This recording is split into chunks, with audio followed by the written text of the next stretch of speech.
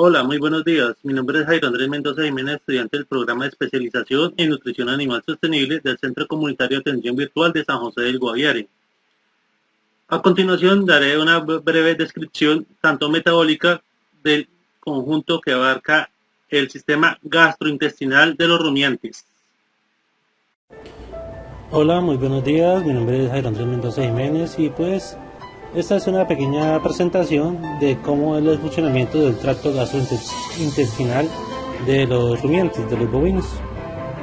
El sistema gastrointestinal de los bovinos está conformado por las siguientes partes, que son boca. En esta boca podemos encontrar diferentes estructuras, como son la lengua y los dientes.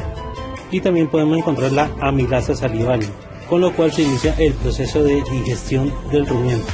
Pues en esta apitialina podemos encontrar enzimas que son muy importantes para la acción digestiva, las cuales su función es degradar el alimento. Ahora tenemos la faringe, la cual es el paso común entre la faringe y las vías que son digestivas, seguido del esófago, el cual cumple la responsabilidad de la deglución, el cual es el proceso de la introducción del alimento hacia el tracto digestivo, donde ocurre la regurgitación, que es la salida del alimento para que tenga lugar el proceso de rumio. Tenemos el rumen, el cual es un compartimiento mezclador y compactador y fermentador, el cual convierte la comida en ácidos grasos volátiles, entre los cuales podemos mencionar el acetato, propianato y el buritato. En este lugar es donde se fermentan los carbohidratos y se genera la energía. Resultado de esto es que se crean los gases de metano junto con el dióxido de carbono. Ahora pasamos al retículo, que es donde se mantienen las partículas más grandes. En este punto es donde se da el proceso de estimulación del proceso de rumia. Una vez el alimento se encuentra dentro del rumen, pasa de regreso al retículo y del retículo pasa a la boca, en donde la vaca continúa haciendo el proceso de masticación. Esto gracias a un proceso de regurgitación. Es por eso que podemos ver a los bovinos o a los rumiantes como si estuvieran masticando casi todo el día.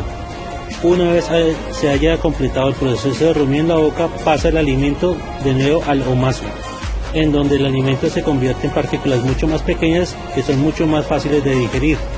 Después pasa al abomaso, que es el lugar donde termina el proceso de digestión. Dentro del abomaso es donde se hace el proceso de absorción de agua junto con el sodio y el potasio. Ahora pasemos al abomaso, que es donde se hace el proceso de secreción de ácidos y enzimas que hacen el proceso de digestión, que es donde se desdoblan las proteínas y se completa el proceso de absorción del resto de nutrientes contemplado en el alimento. Ahora, el hígado es el responsable de procesar, descomponer y hace el proceso también de equilibrar la sangre, al igual que también crea nutrientes, al igual que también metaboliza los medicamentos, y gracias a esta manera pues se evita posibles complicaciones en el animal. Ahora tenemos el páncreas, el cual es el responsable de aportar todo el jugo pancreático en conjunto con las enzimas, las cuales son dadas o echadas al duodeno con el fin de que se pueda dar la digestión de los nutrientes. Bueno, ahora pasemos a la parte de los intestinos. Es el lugar donde se hace el proceso también de absorción del agua, minerales y otros productos de la digestión, como es la glucosa y algunos aminoácidos. También los ácidos grasos. Por último tenemos la parte del recto, los cuales es la parte donde salen los desechos del animal producto de la alimentación. Bueno, volviendo nuevamente a la parte de los microorganismos contenidos dentro del proceso de digestión del rumiante, podemos encontrar diferentes grupos de bacterias, sus características funcionales y cuál es el producto final que realizan dentro del proceso de metabolización. Por ejemplo, tenemos a los microorganismos celulolíticos, los cuales se encargan de la acción fermentativa de los hidratos de carbono que son estructurales de las paredes celulares, es decir, todo lo que conforma la parte de la celulosa, hemicelulosa y las pectinas. ¿Cuál es su resultado? Pues básicamente son los ácidos grasos volátiles, especialmente que ya se conoce como acetato. También están los organismos amilolíticos o las bacterias amilolíticas, las cuales son las que fermentan los hidratos de carbono de reserva que está presente en los granos, es decir, el almidón, cuyo resultado es generar ácido graso volátil, especialmente conocido como propianato. También están los organismos o las bacterias sacarolíticas, las cuales son los que fermentan los hidratos de carbono simples como los azúcares vegetales. Estas bacterias sacarolíticas son los que generan como resultado final ácido graso volátil conocido como el buritato. Las bacterias lactolíticas son básicamente las que metabolizan el lactato, es decir, que su resultado final sería un ácido graso volátil llamado propianato.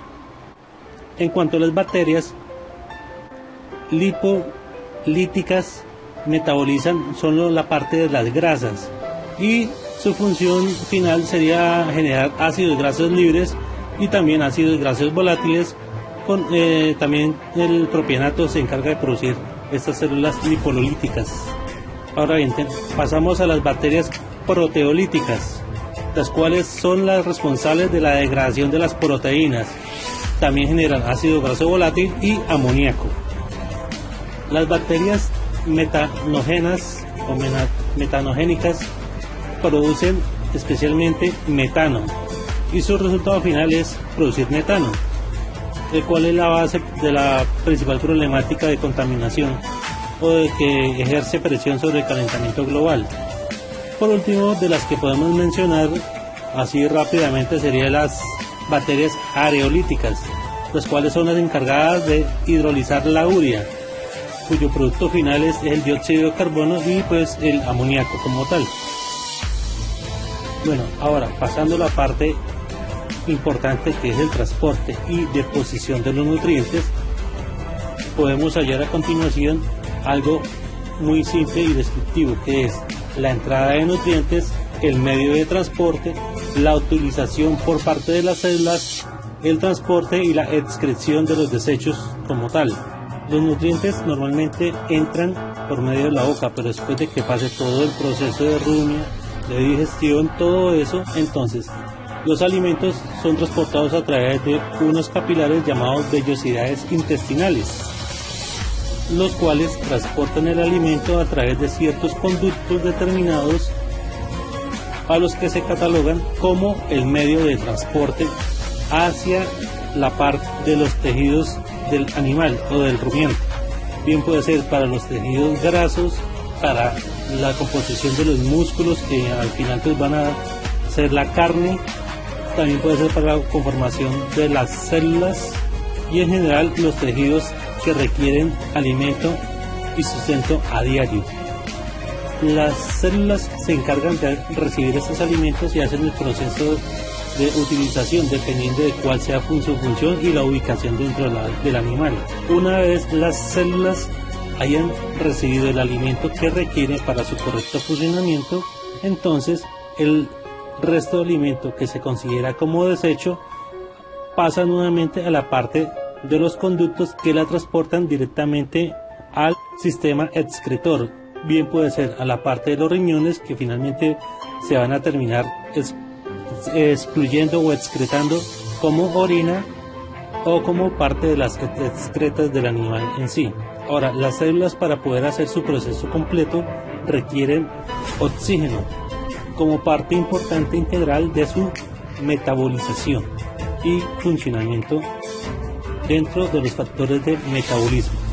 Es decir, que ingresa el oxígeno como O2, pasa a las células, las cuales se hace un proceso de transformación y nuevamente se expulsa por el alveolo pulmonar como CO2, es decir, entra como O2 y sale como CO2, lo cual quiere decir que respira oxígeno y exhala dióxido de carbono.